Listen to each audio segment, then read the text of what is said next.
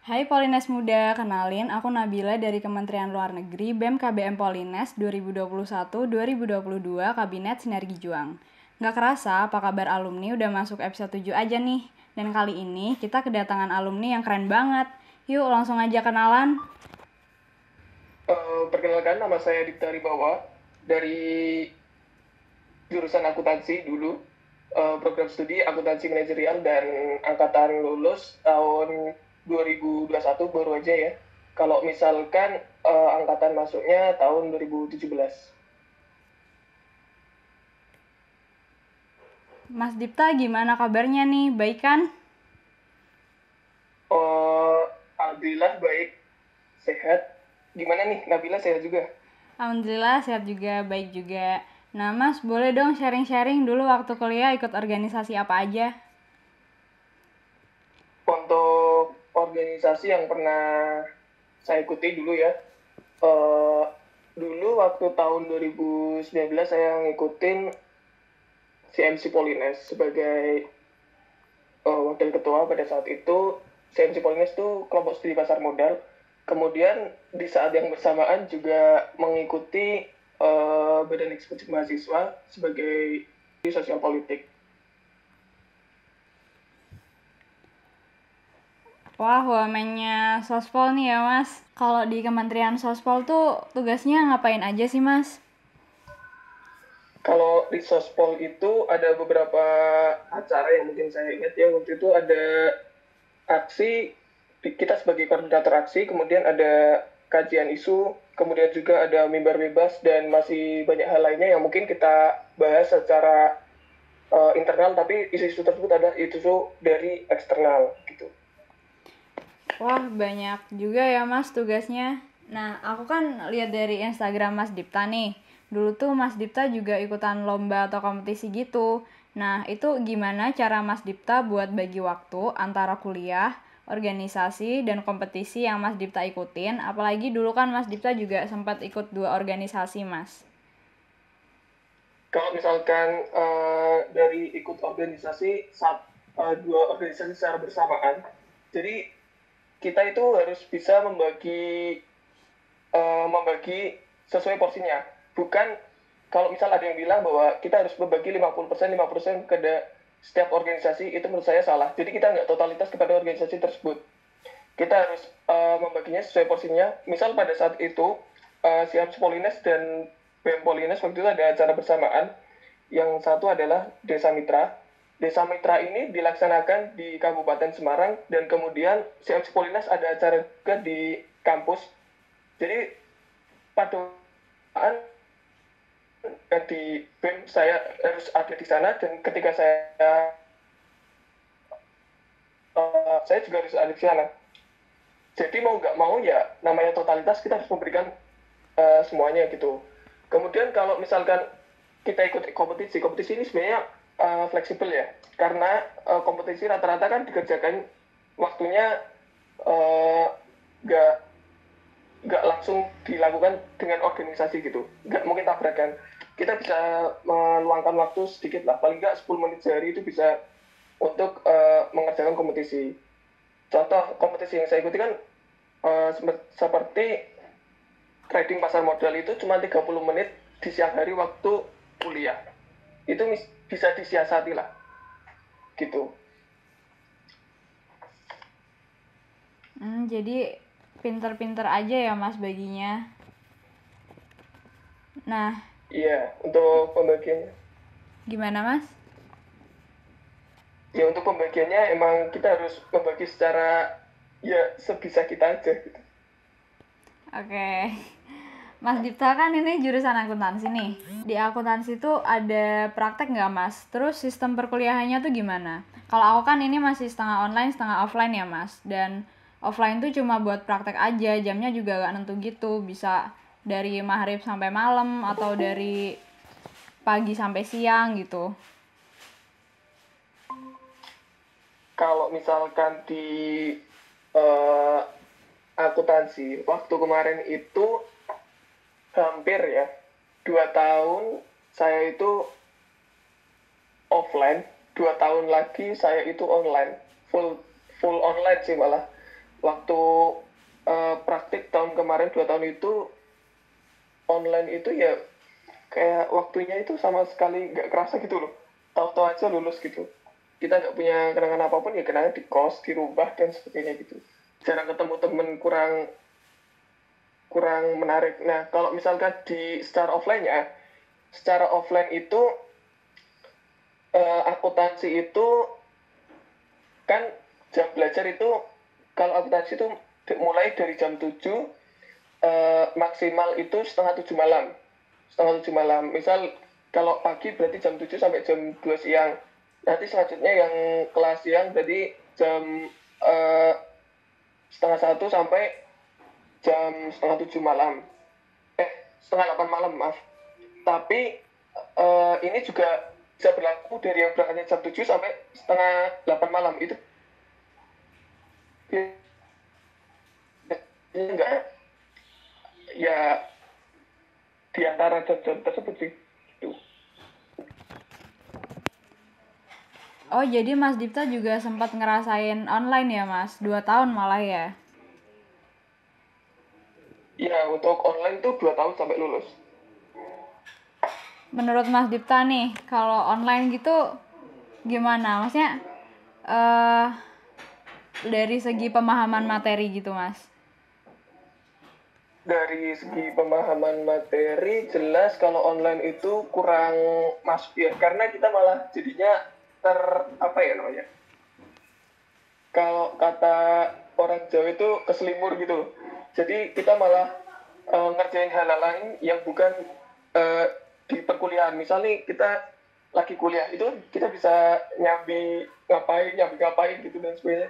Dan itu malah jadi nggak fokus di kuliahnya gitu. Apalagi kalau di rumah itu biasanya masalah teman-teman yang mungkin waktu itu online itu di rumah malah disuruh-suruh sama orang tua kan katanya gitu. Jadi lagi kuliah disuruh ngapain dulu, malah dikira nggak ngapa-ngapain gitu. Nah, itu sih. Iya, bener banget sih, Mas. Aku juga sering kayak gitu. Terus, boleh sharing-sharing pengalaman PKL nggak, Mas? Persiapannya tuh apa aja? Untuk magang ya. Iya. Kalau magang ini lebih ke arah, jadi saya magang waktu itu di sekuritas, jadi di sekuritas saham, kantor Pintrang Sekuritas. Waktu itu saya masuk itu membantu administrasi di sana. Jadi untuk masuk tempat magang ini sebenarnya gini, kalau kata orang-orang ikut organisasi itu penting. Kenapa kita bisa punya relasi yang cukup banyak gitu kan? Ini fakta yang nyata sih sebenarnya. Jadi saya ikut organisasi itu CFC Polines ya. CFC Polines itu kan bergerak di bidang pasar modal, kelompok studi pasar modal. Nah, karena saya punya beberapa relasi ketika mengikuti CMC Polines dan relasi tersebut tingkat di Polines, alumni akuntansi juga, akhirnya karena oh ya ini dari KSPM. Nah, kalau di sekuritas saham itu rata-rata kalau dari KSPM, kelompok studi pasar modal itu kita bisa masuk ya nggak free pass tapi paling nggak diprioritaskan gitu. Nah, di sana itu jadi saya nggak, kadang itu kita bisa lebih diprioritaskan. Jadi ketika diprioritaskan bisa masuk gitu. Itu keuntungan waktu itu sih, walaupun saya ngajuinnya mepet 2 minggu sebelumnya tetap di ACC gitu. Itu waktu itu di PKL atau magangnya waktu itu cukup menarik sih ya, karena kita kan mau jalan hal-hal yang mungkin di luar perkuliahan. Dalam artian perkuliahan saya itu akuntansi manajemen, yang mana membahas tentang keuangan manajemen internal perusahaan. Tapi di sekuritas saya membahas tentang ya pergerakan saham, analisis saham. Kita membuat forecasting itu prediksi bahwa saham ini kemungkinan akan naik atau turun dan sebagainya. Kalau enggak, kita membahas fundamental sahamnya juga. Dan ada beberapa hal yang mungkin banyak yang saya belum ketahui, ternyata di situ oh gitu sampai bilang gitu. Berarti sesuai dengan interestnya Mas Dipta ya, membahas tentang saham gitu. Benar. Sampai kagum Iya. gitu. Mas Dipta ada tips nggak Mas buat yang nyiapin sama ngerjain TA? Kalau TA sendiri menurut saya ya, ini cukup apa ya, harus diperhatikan secara utuh ya. Kenapa? Karena kalau misal kita nggak ngerjain TA dengan sepenuh hati, itu bakal kayak kadang dikerjain, kadang enggak, dan sebagainya. TA ini sebenarnya saya ambil agak beda dengan teman-teman yang lain. Misalkan di akuntansi itu ada lebih dominan ya, penelitian kualitatif dan penelitian kuantitatif. Untuk penjelasannya saya kurang tahu juga karena saya nggak ngerjain itu. Saya mengambil rancang bangun.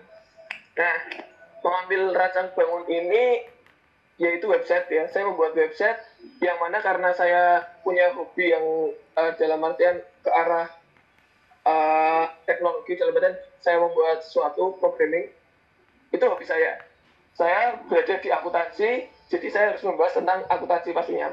Akhirnya saya menggabungkan dua tersebut, jadi saya membuat website namanya Sistem Informasi Pendukung Investor di Saham. Namanya Page of Automatic Technical Analysis Saham. Jadi website tersebut itu untuk menganalisis suatu saham secara real time, secara terus-menerus tanpa perlu ada admin. Jadi website itu dari awal sampai sekarang itu masih jalan. Kalau misalkan buka di cuansaham.my. Saya sempat ngajakin kan teman-teman, ayo kita bikin tim aja. Saya coding, kamu yang bikin laporannya atau tahu. Ya udah, saya akhirnya rancang bangun solo ya sendirian gitu. Tapi ternyata didukung sama pembimbing. Waktu itu emang agak ngeri juga ya, pembimbing saya itu kaprodi AM dan juga kaprodi komputerisasi akuntansi. Dan ya alhamdulillah sih kelar tepat waktu sih ya. Jadi kelar tepat waktu walaupun mepet-mepet gitu. Tapi ya alhamdulillah aja gitu. Masih aman. Yang penting itu carilah yang sepassion, niatnya emang di situ apa enggak gitu. Jangan cari yang si A itu ikut ke pajak misal, ikut ke pajak, yaudah aku ikut pajak lah, kelihatannya gampang kelihatannya, tapi dari potensi kita itu apa sih sebenarnya yang kita ambil, kenapa kita nggak berani tampil beda dan sebagainya. Nah itu yang jadi concern sih. Jadi mau nggak mau, menurut saya ambil yang kita bisa aja, walaupun cuma sendirian, kerjain aja. Siapa tahu malah lebih menarik kan gitu. Begitu. Oh, begitu. Kalau boleh tahu nih Mas Dipta tuh kan suka ngoding ya. Itu belajarnya dari mana? Apa masuk komunitas IT atau belajar dari di coding atau gimana gitu kan? Mas Dipta akuntansi ya. Maksudnya kok bisa Iya, gitu, suka ngoding. iya bener banget. Yang pertama itu kadang orang mikirnya, oh sarjana akuntansi, sarjana terapan akuntansi, berarti pekerjaan akuntan. Enggak, pekerjaan saya bukan akuntan, tapi backend web developer. Nah, di sini sebenarnya saya ketolong sama hobi ya, dalam artian hobi, passion, hobi dan passion ini sesuatu yang saling berkesinambungan gitu. Passion itu kan keinteresan terhadap sesuatu yang terus menerus gitu, nggak pernah bosan gitu. Hobi juga yang dilakuin itu aja. Akhirnya saya kerjain dalam artian secara terus menerus. Jadi ketika kuliah online ini, saya fokusin malah try and error gitu. Jadi saya coba sampai error, ya gimana fixnya dan sebagainya. Sampai akhirnya waktu saya bahas ke ke arah skripsi itu, saya akhirnya mikir kenapa nggak pakai Laravel aja ya, mungkin anak-anak IT ada kode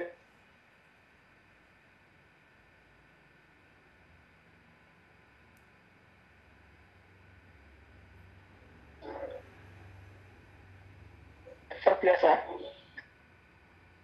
Tresno jalanan sama kulino ya, ini jadi kayak misal ada di coding, ada hack effect dan ya lain sebagainya saya nggak pernah ikut. Cukup Medium, Stack Overflow sama eh, YouTube itu udah kalian bisa belajar apapun. Sekarang ilmu gratis, kenapa nggak mau sih baca dengerin nyoba gitu. Cukup itu, dan buktinya ya saya sekarang bisa gitu. Iya, bener banget sih Mas. Sekarang tuh semuanya gampang ya. Maksudnya ilmu bisa didapat dari mana aja, termasuk YouTube juga sih. Dan ya, dari mana-mana kita bisa belajar. Kan tadi Mas Dipta bilang ya Mas, pekerjaan Mas Dipta sekarang tuh web developer. Nah itu ngapain sih Mas? Boleh sharing-sharing nggak Mas tentang dunia kerja juga? Oke, boleh. Sebelumnya saya ceritain dulu dari awal ya mungkin ya. Saya itu kerja di Semarang di kantornya namanya Ken Kreatif. Saya di sana itu melamar sebagai back-end developer dan alhamdulillahnya waktu itu saya keterima sebagai back-end web developer dan saya memegang bahasa menggunakan PHP dan sedikit front-end-nya. Front-end saya cuma bisa bootstrap karena memang bukan passion saya di front-end, tapi mungkin kedepannya akan belajar front-end. Di dunia kerja saat ini itu nggak semuanya dibutuhkan sesuai dengan jurusannya. Misal contoh di pemrograman itu lebih ke arah skill dan portofolio. Jadi misalkan kalian punya skillnya, oh si anak ini pinter gitu, bisa kode editing, tapi portofolionya sampai mana? Dalam artian dia bisa bikin apa sih? Dia punya kemampuan apa gitu. Terus soft skillnya juga perlu. Kadang ada perusahaan juga yang mengarah dalam artian, oh nggak perlu pinter, nggak perlu paham banget. Yang penting ada pemahaman sedikit, tapi secara komunikasi itu baik. Komunikasi baik dalam artian dia diajak ngobrol nyambung, suruh laporan juga nyambung, suruh ngajarin juga bisa. Nah ini yang biasanya lebih diutamakan ketika wawancara. Mau skillmu kurang dan portofolio mau kurang tapi ada, itu tetap bisa diutamakan gitu. Kemudian di dunia kerja itu juga fleksibel dalam artian nggak harus apa ya, mungkin ya ada beberapa teman-teman saya yang mungkin di instansi pemerintahan dan artian itu emang agak lebih peraturannya kompleks gitu ya. Tapi kalau misalnya di perusahaan swasta biasanya itu kayak jamnya lebih fleksibel sih. Biasanya kayak program itu jamnya lebih fleksibel sih.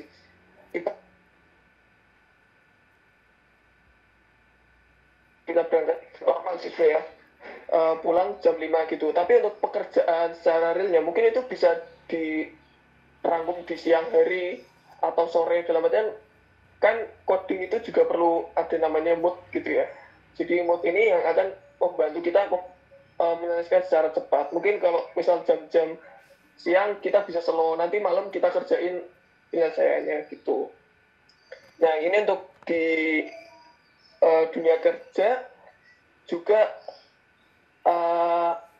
mungkin kalau ini kita bahas di bidang pemrograman ya.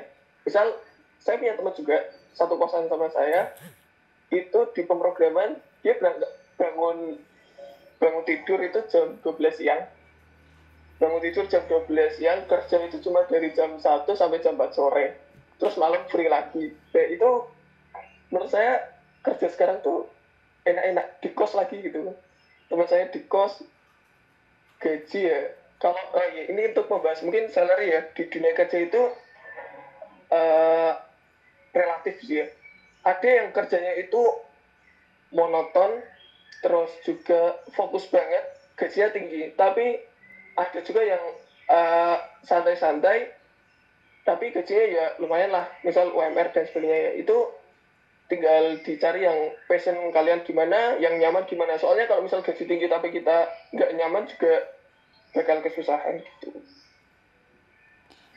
Berarti emang tentang passion ya Mas, nyamannya di mana biar bisa betah juga gitu ya.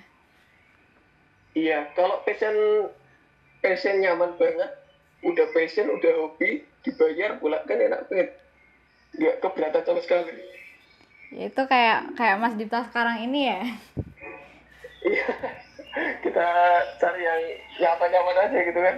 Bisa sambil freelance juga karena jamnya cukup fleksibel kan kita kerja ya udah di jam kerja aja. Soalnya saya pernah bawa pekerjaan kantor nih. Saya ditanyain sama tim leader. Tim leader ini kan dia memimpin saya.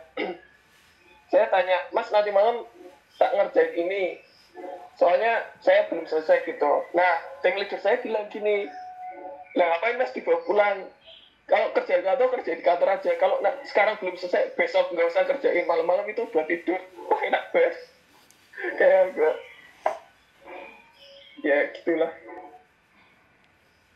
Enak banget. Jadi begitu, nggak boleh bawa kerjaan pulang. Pokoknya kalau pulang juga udah istirahat aja gitu.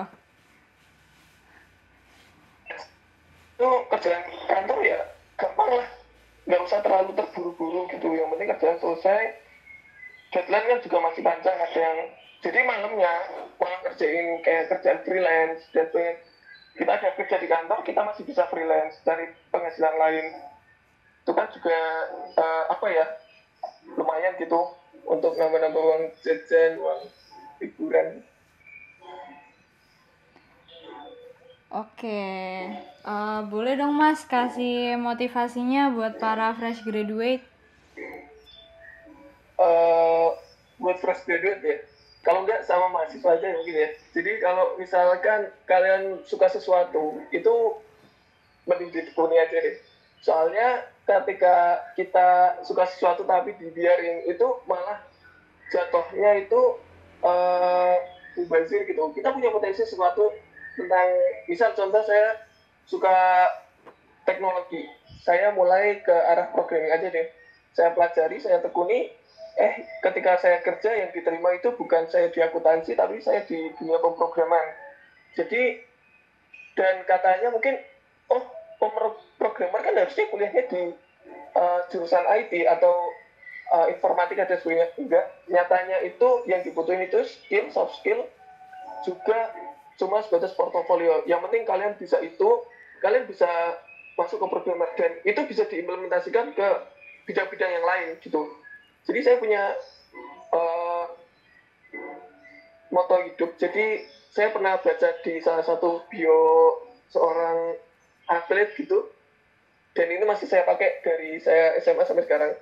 Anything is possible, I don't think limits. Dalam artian semuanya itu bisa terjadi. Ngapain kita memikirkan saya akuntansi, saya nggak mungkin bisa programan. Enggak, itu apa ya, kita malah mengkotak-kotakan diri kita cuman sebatas itu, padahal kita masih bisa sesuatu yang lebih lagi dan lebih lagi gitu. Dalam artian ketika kita bisa mempelajari hal itu lebih dalam, kenapa enggak kita bisa sharing lagi ke teman-teman. Dan satu lagi, biar lebih pandai dalam apa yang kita tekuni, kita ngajarin orang. Karena kalau ngajarin orang kita bisa dapat pengalaman yang mungkin kami nggak dapat, kita bisa bantu menyelesaikannya, tapi kita dapat pengalaman tersebut. Nah, jadi ketika kita kena masalah itu, dulu aku bantuin ini, kena masalah ini, solusinya begini. Nah, gitu. Mungkin cukup dari saya. Makasih banget ya Mas buat motivasinya. Udah ngasih motivasi buat mahasiswa sama ya buat semuanya fresh graduate juga.